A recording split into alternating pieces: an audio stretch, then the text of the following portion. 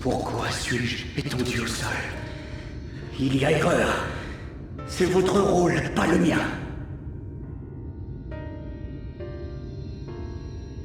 C'est mon père lui-même qui me l'a dit. Mon fils, tu incarnes l'espoir, la bonté et la justice. Tu seras le prochain dieu sur Terre. J'ai mis en toi la chair d'un purgateur, afin que tu puisses accomplir ta destinée. Le peuple me glorifiait pourtant. Ah, c'est sûr qu'il était ravi de vivre sous mon toit, à l'abri des purgateurs. Las, qu'en est-il à présent? Si seulement vous aviez accepté de vous soumettre. Que le diable vous emporte.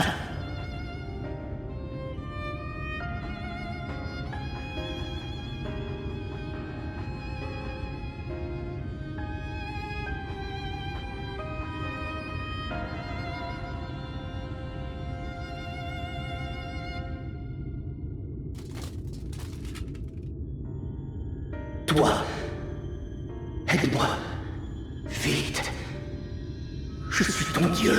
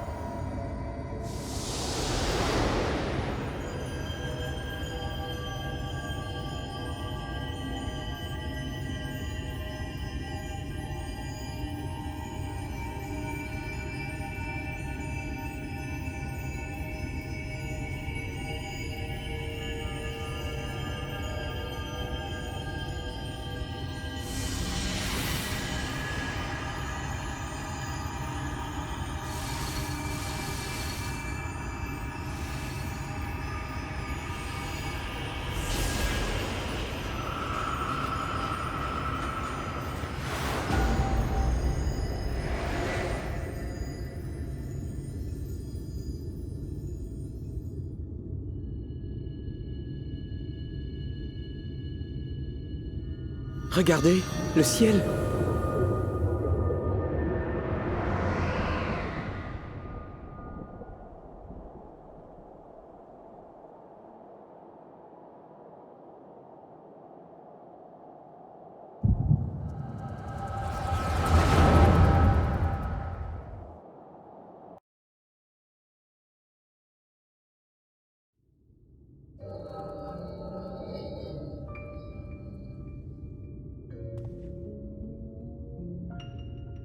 La populace est sotte et ingrate. Si cette cité est encore debout, c'est uniquement grâce à ma clairvoyance. Et ils osent se plaindre qu'il y a eu trop de victimes. On marche sur la tête.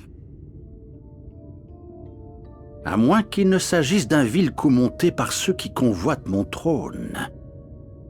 Oui, ce sont forcément eux. Ces salauds rêvent de ma chute. Mais cela n'arrivera pas, jamais de la vie. Je compatis, gouverneur. Que voulez-vous, c'est le fardeau des grands hommes d'avoir à justifier leurs actes auprès du petit peuple.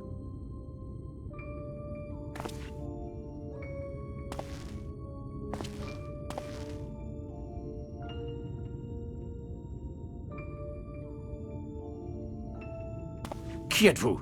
Vous n'avez rien à faire ici. Pardonnez ma hardiesse. En réalité, je suis venu vous faire une proposition.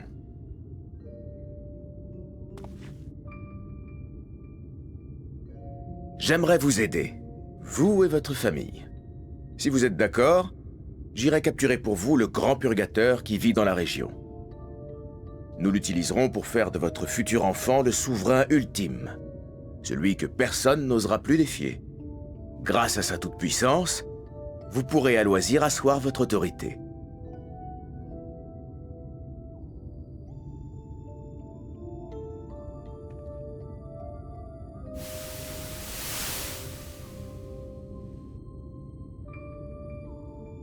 Magnifique.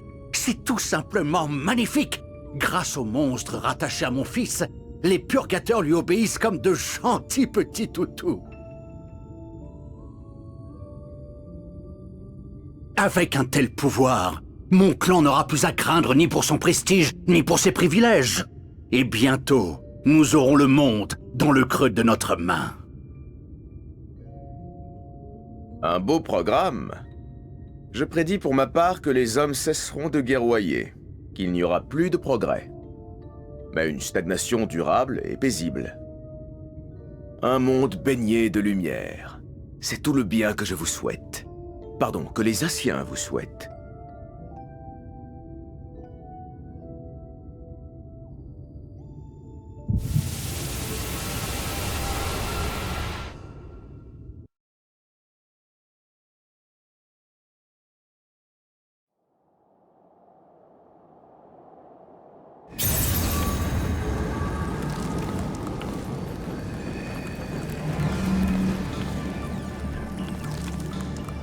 Hé, tu m'entends?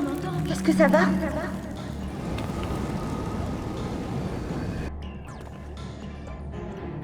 Oh non! Il a accumulé trop de lumière. Si ça continue, il va se transformer en purgateur. Urianger, tu as forcément prévu ce cas de figure. Dis-nous ce qu'on doit faire. Vite!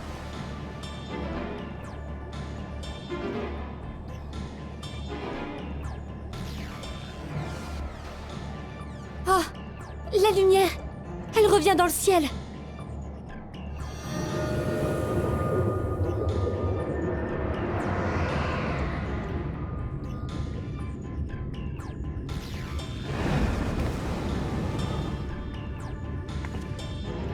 Le moment de vérité est arrivé. Toutes les énergies des grands purgateurs ont été réunies au même endroit.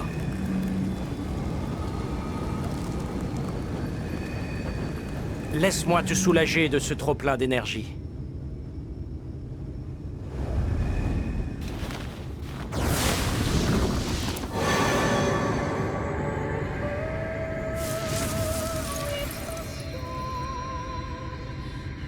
Exarch, qu'est-ce que vous faites?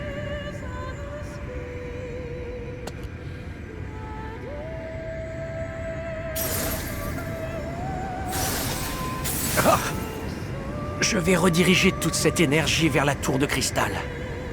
Et me téléporter avec elle dans un autre monde. À compter du jour où j'ai appris l'existence des reflets, je n'ai vécu que pour cet instant.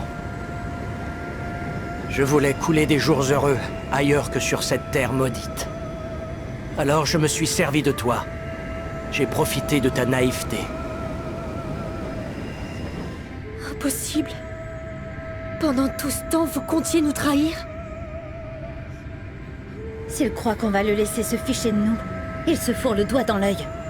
Attrapons-le! Restez où vous êtes. Il a pris sa décision. Je vous en conjure. Juste pour cette fois, n'intervenez pas.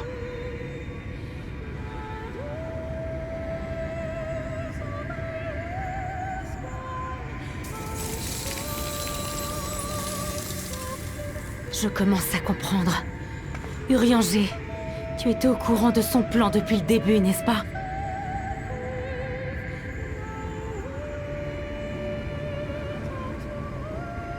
Une téléportation aussi hasardeuse n'a aucune chance d'aboutir. Même s'il le voulait, l'Exarque ne pourrait pas atteindre un autre monde. Et il le sait pertinemment. Il est en train de cacher délibérément ses véritables intentions à notre ami. Je ne comprends pas.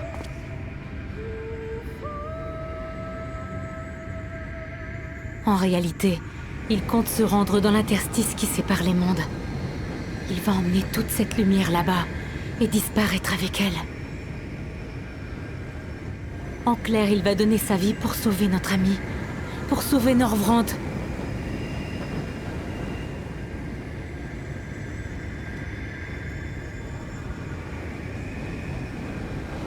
Alors que nos héros s'apprêtent à célébrer leur victoire, voilà qu'un petit malin vient jouer les troubles fêtes. C'est une façon comme une autre de conclure un récit. Tu verras. Un jour, tu en riras. Après tout, ton histoire à toi est encore loin d'être achevée.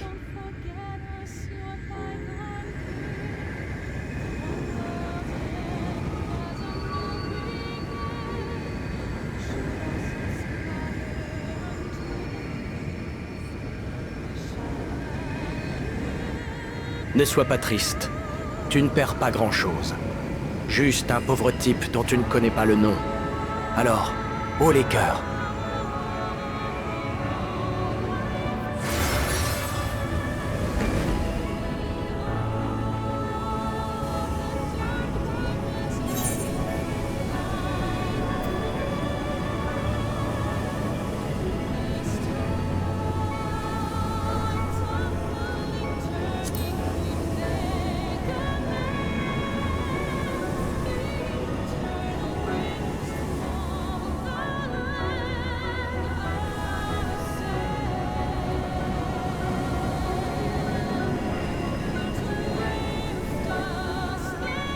Merci d'avoir cru en l'avenir. Et de t'être battu pour ce monde.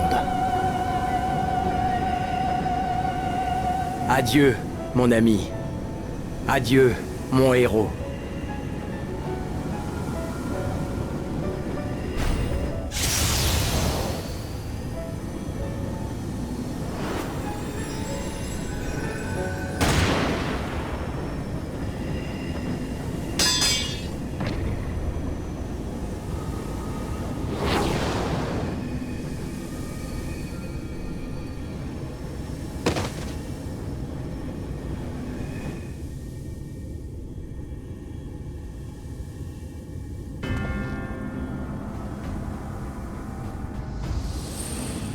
Seuls les détenteurs de l'œil vermillon, les véritables descendants d'Alag, sont capables de contrôler la tour de cristal. Ce qui exclut d'office tous les habitants du premier reflet. Cet homme a traversé les mondes, peut-être même le temps. J'étais curieux de connaître la finalité de son petit manège. Dire qu'il voulait simplement sauver son idole. J'en frissonne tellement c'est risible. Désolé, mais nous avons déjà des projets pour ce monde. Tu peux garder le tien. Et Metzelk, espèce d'ordure! Du calme, mes mignons. Votre ami l'exarque respire encore. Ce serait dommage de m'obliger à l'achever, non?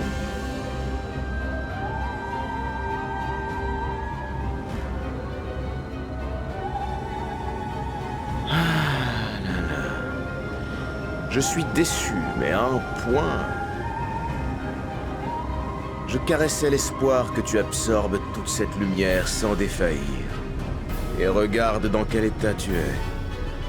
C'est pathétique. On dirait que tu vas devenir un monstre d'un instant à l'autre. La messe est dite, semble-t-il. J'étais naïf d'attendre davantage d'un être humain raté.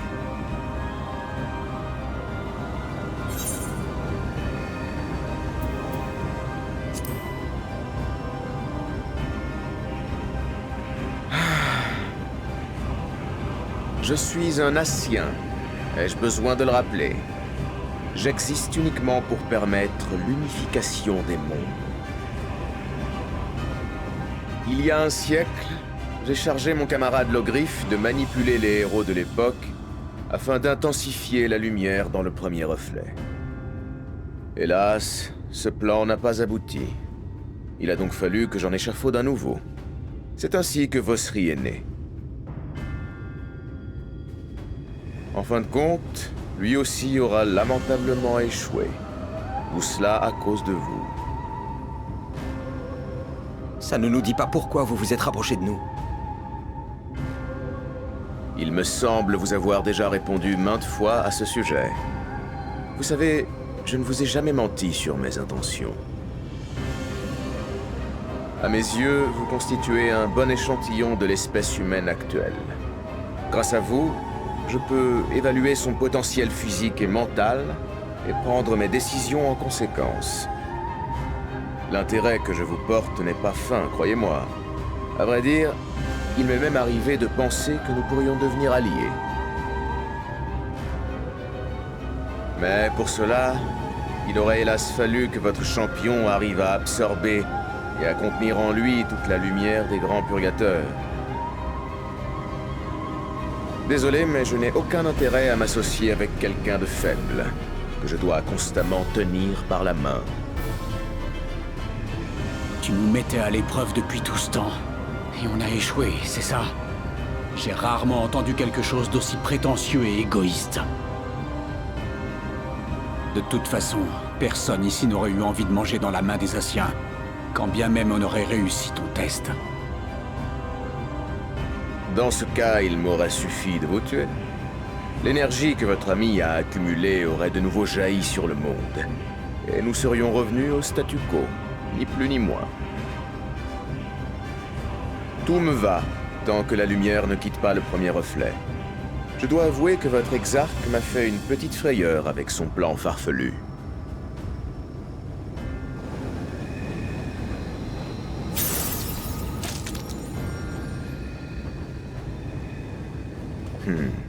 Tu as beau lutter pour préserver ta conscience et ton apparence humaine.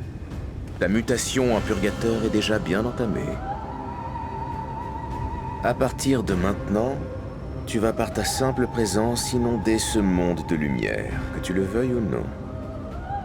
Devenu une bête assoiffée des terres, tu iras t'en prendre à des populations innocentes. Certaines de tes victimes deviendront des monstres à ton image. Oh, l'humanité ne se laissera pas faire, non. Les habitants de ce monde prendront les armes contre toi bien assez tôt. Mais tu les écraseras avec une implacable force. Pour eux, ce sera le désespoir. Nous n'avons aucune chance de gagner, c'est la fin. Les hommes sont veuls et impuissants. Quelle ironie. C'est finalement toi qui vas leur imposer l'état de stagnation que recherchait Vosri, non pas en les plongeant dans la béatitude, mais dans une détresse sans fin. Sur ce, tu as un monde à piétiner, et moi d'autres chats à fouetter, si tu veux bien m'excuser.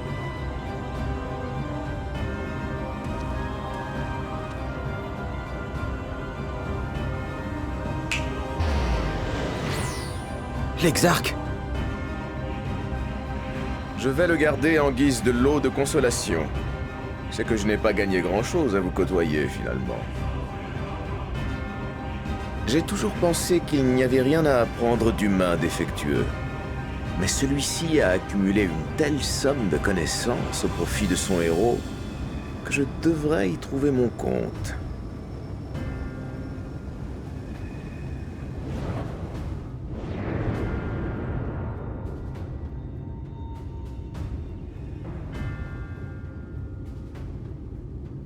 Pauvre de toi. Tes amis d'aujourd'hui seront tes ennemis de demain. Le moment venu, vous vous entretuerez. S'il te reste un semblant de conscience et que tout cela est trop douloureux pour toi, viens à ma rencontre. Je te tiendrai compagnie et nous pourrons rire ensemble de ton calvaire. Ma demeure repose dans les profondeurs de l'océan obscur, dans un lieu baptisé la Tempête.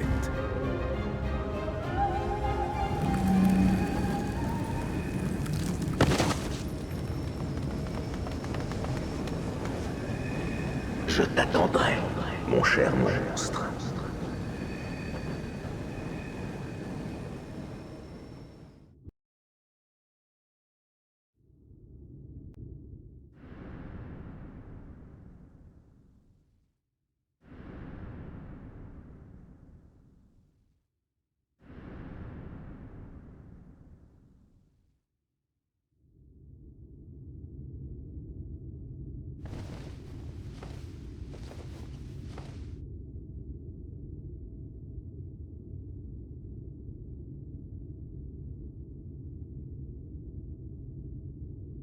Ah, enfin réveillé?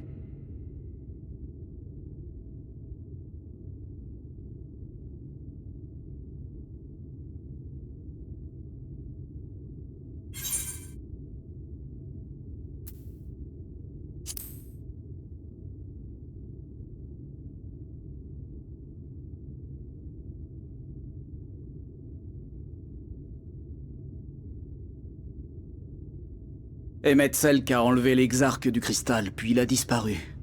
Juste après que tu as perdu connaissance. Rin s'est précipitée à ton chevet et t'a prodigué les premiers soins. Je veux dire par là qu'elle a empêché la lumière de causer plus de ravages dans ton corps. Elle a réussi à stabiliser plus ou moins ton état, mais elle ne s'est attaquée qu'aux symptômes, pas à la maladie. En clair, tu n'es pas tiré d'affaire.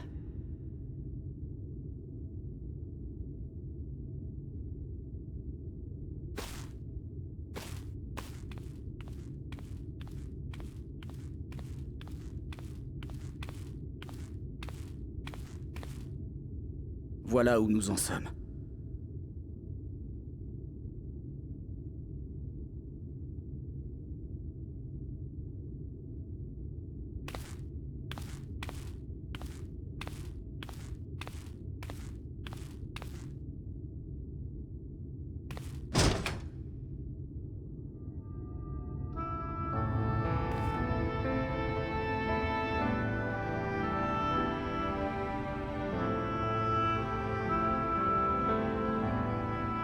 La situation est la même partout.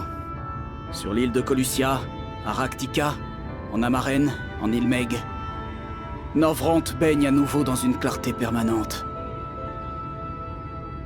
C'est la présence du réceptacle de la lumière des grands purgateurs qui cause ce phénomène. Ta présence.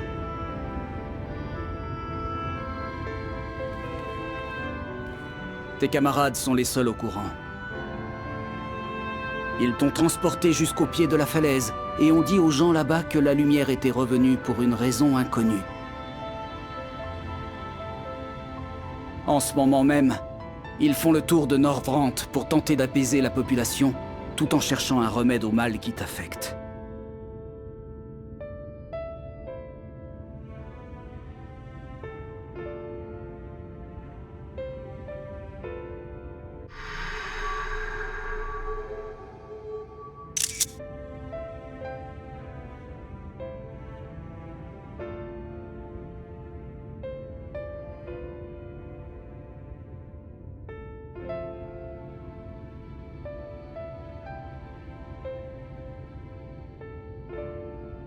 Si tu as la force de marcher, je te conseille d'aller faire un tour en ville.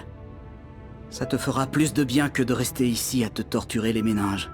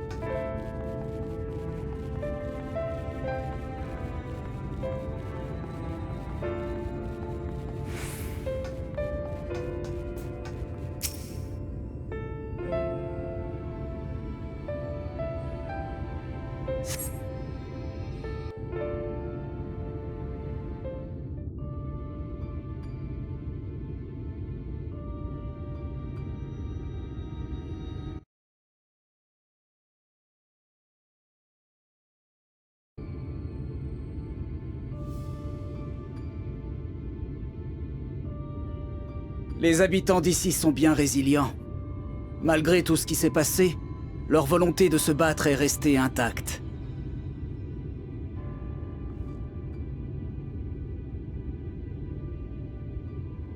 Ça ne doit pas être facile pour toi d'être à l'origine de tout cela.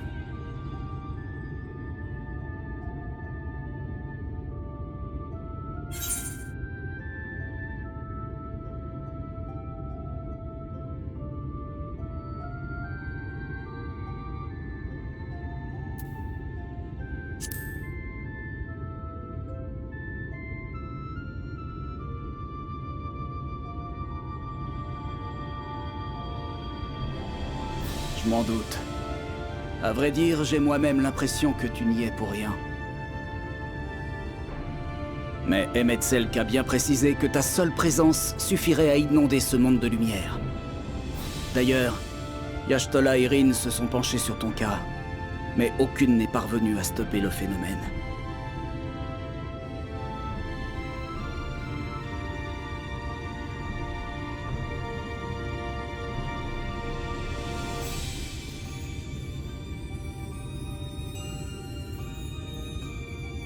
Je ne te cacherai pas que la situation est critique. Je ne vois aucune échappatoire à ce pétrin. Mais même au fond du gouffre, il reste toujours de l'espoir. Il est encore trop tôt pour baisser les bras, tu ne crois pas ?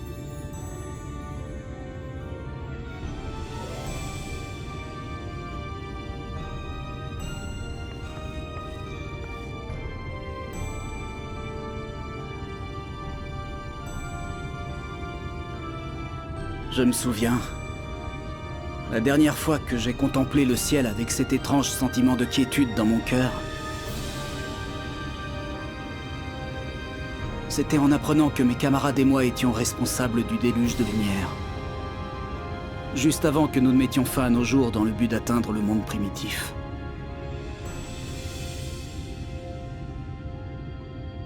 Là-bas, vous nous avez affrontés et vaincus, tes camarades et toi. Par chance, la prêtresse de la lumière a sauvé nos âmes juste avant qu'elles ne s'éteignent, empêchant ainsi la destruction totale de notre monde. J'ignorais si ce qu'il m'était arrivé était une chance ou une malédiction. Plutôt que de survivre sous cette forme bâtarde, j'aurais peut-être préféré ne faire plus qu'un avec Aidéline.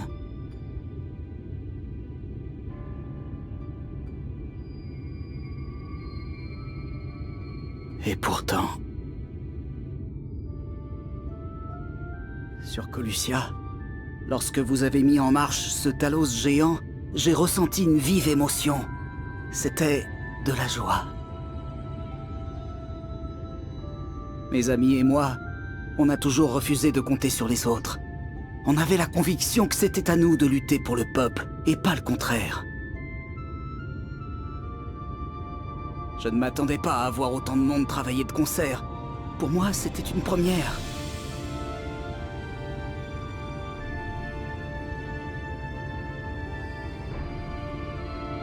C'était tellement beau à voir.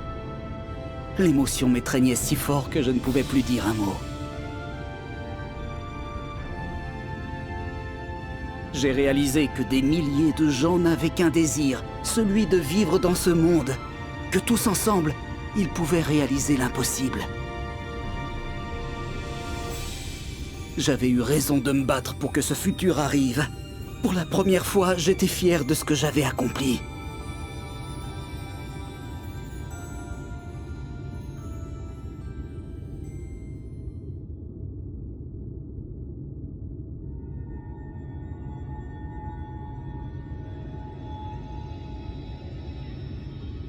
Dans ces moments-là, il faut se cogner les poings. Allez!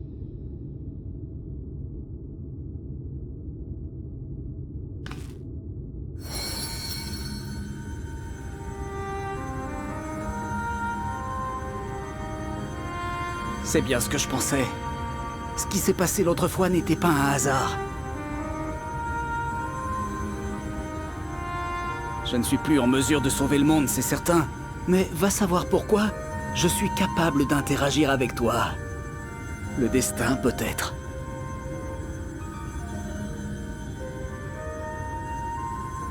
Je m'en doutais un peu, étant donné qu'on peut se voir et se parler. Dans tous les cas, je reste le principal responsable du déluge de lumière. Et toutes les excuses du monde n'y changeront rien. À cause de ça, j'ai constamment peur de regretter mes actes. Je suis incapable de me fier à mon propre jugement et ça m'empêche d'aller de l'avant. Heureusement que vous m'avez prouvé que mes choix n'étaient pas tous mauvais. Grâce à vous, je me sens assez fort pour prêter un nouveau serment.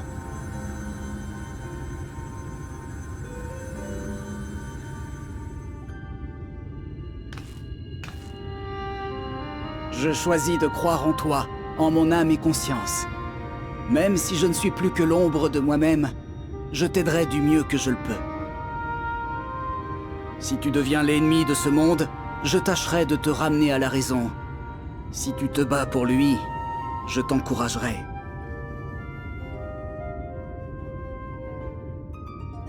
La balle est dans ton camp, alors va, brave héros.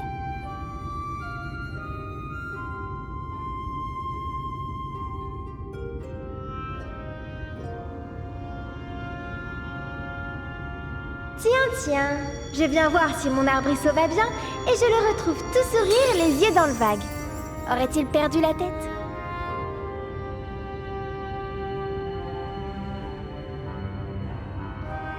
Berk, ton éther est complètement chamboulé. Et ton âme, on dirait qu'on vient de la rapiécer. Ça ne va pas du tout. Mon pauvre, que comptes-tu faire maintenant?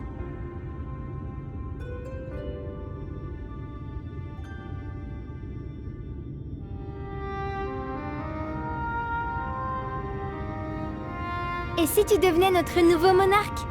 Tu couperais les ponts avec les humains et tu vivrais bien à l'abri dans ton château.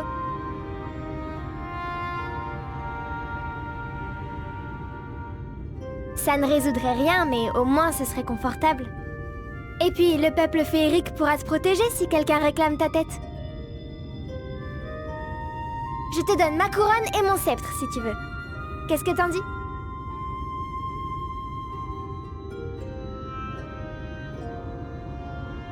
C'est bon, j'ai compris.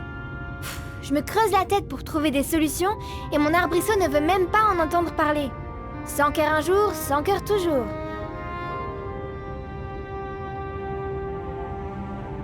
Enfin, ce n'est pas plus mal que tu aies refusé. Tu aurais perdu un peu de ton charme en devenant notre souverain.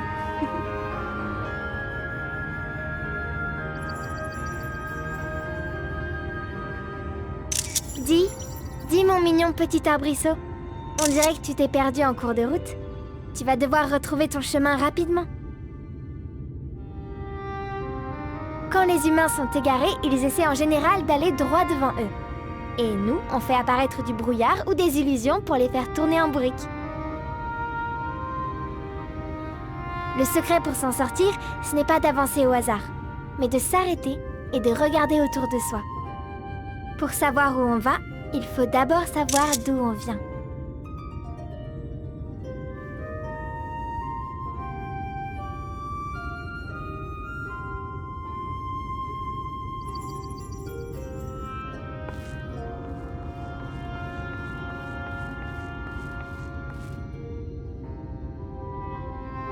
Notre Kehelm de cristal.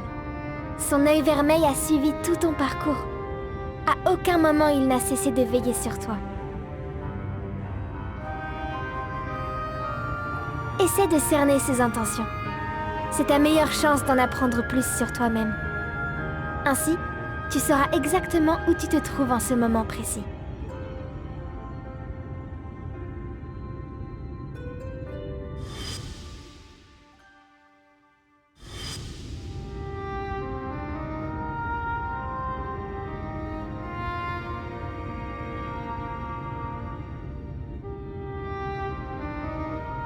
Ça tombe bien, c'est son sanctuaire ici. Ses habitants devraient pouvoir te renseigner. Quant à moi, je continuerai à te suivre, peu importe tes choix. Sur ce, je te dis à la prochaine.